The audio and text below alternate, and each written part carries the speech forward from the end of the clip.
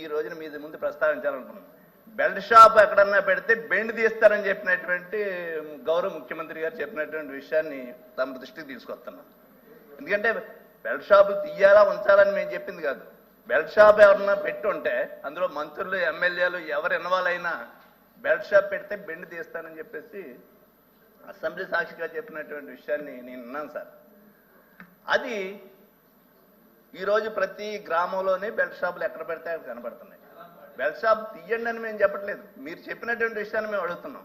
గ్రామాల్లో belt shop పెట్టుకోవడానికి actions పెట్టి వేలంపాటలు పెట్టి ఒక ఊర్లో 10-5 బెల్ట్ షాపులు ఉన్నాయి. సరే నడుపుకోండి, మాకేం అభ్యంతరం లేదు.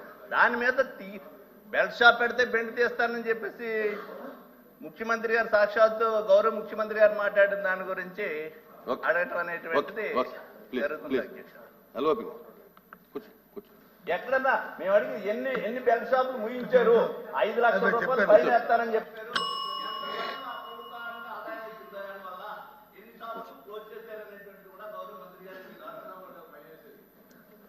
అధ్యక్ష, గౌరవ సభ్యులు వచ్చి అడిగిన ప్రశ్నకి మంత్రి గారు వచ్చి చాలా సుదీర్ఘమైన సమాధానం చెప్పారు. అధ్యక్ష, వారు చెప్పిన సమాధానంలో ఉంది. అధ్యక్ష, గత సంవత్సరంలో ఎన్ని కేసులు పెట్టారో, గత ప్రభుత్వంలో ఇప్పుడు ఎన్ని కేసులు పెట్టారో కూడా చెప్పారు. అధ్యక్ష, గత ప్రభుత్వంలో అన్ని కేసులు పెట్టబట్టే ఇన్సెట్ లిక్కరు లేకపోతే నాన్ డ్యూటీ పెయిడ్ అవన్నీ కూడా వస్తున్నట్టు అరికట్టి అవన్నీ పకడ్బందీగా చేశారు. అధ్యక్ష, మరి ఈ 10 నెలల కాలంలో ఎందుకు చేయలేదు అధ్యక్ష?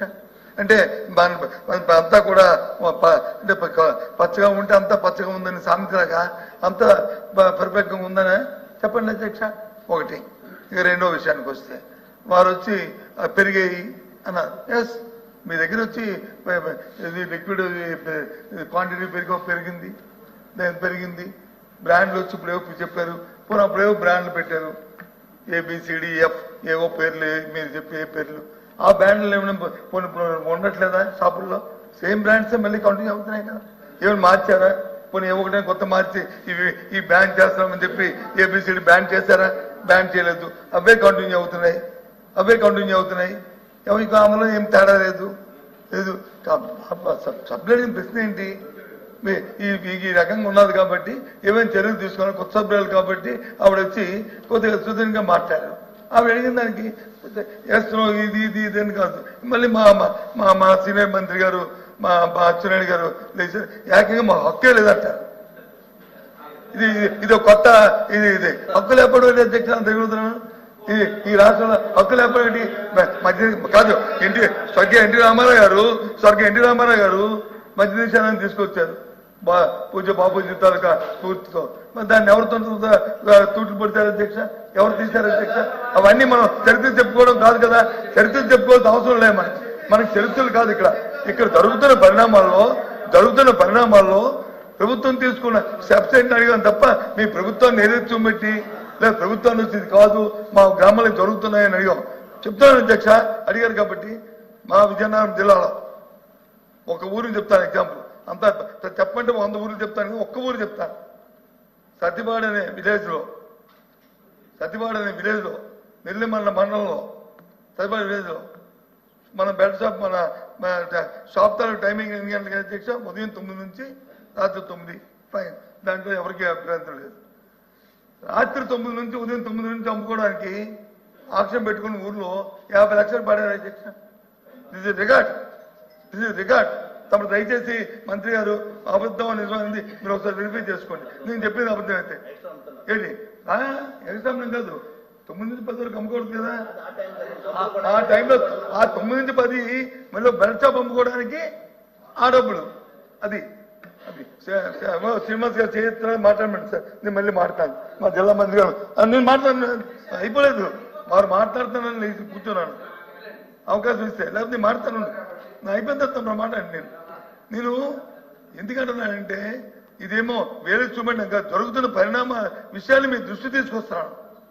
జరుగుతున్న విషయాల్ని తమ దృష్టికి తీసుకొస్తాను. మీరు అడిగారు కాబట్టి, ఏదైనా ఉంటే చెప్పన్నారు కాబట్టి మాట్లాడితే మాట్లాడండి, నేను కూర్చుంటాను. పర్వాలేదు, మంత్రి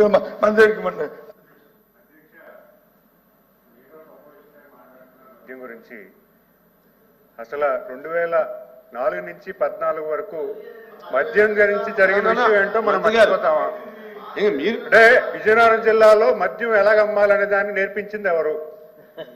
అసలు మద్యం ఏ రకంగా ప్రమోట్ చేయాలని చెప్పింది ఎవరు? అసలు ఏ రకంగా వెళ్ళిందని చెప్పింది ఎవరు? అధ్యక్ష, ఖచ్చితంగా మేము చెక్ చేసుకుంటాము. అలాంటిది ఏమైనా ఉంటే వాస్తవాలంటే నేనే చెక్ చేస్తాను. అలాంటిది ఏమి లేదు అధ్యక్ష.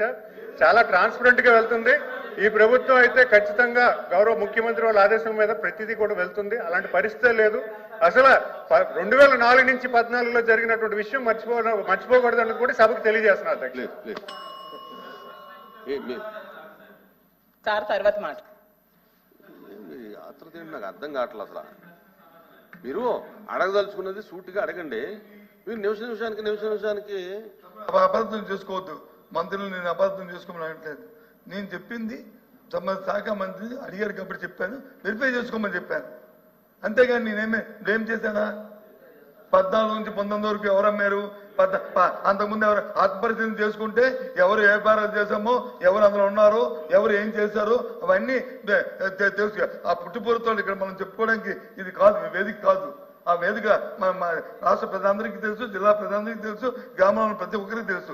ఎందుకు ఇవన్నీ ఇక్కడ చెప్పుకోవద్దు, ఇవన్నీ ఆ డిస్కషన్ గెలవద్దు దయచేసి. అవి ఎందుకు ఆత్మపరిశీలన చేసుకుని తెలుసు.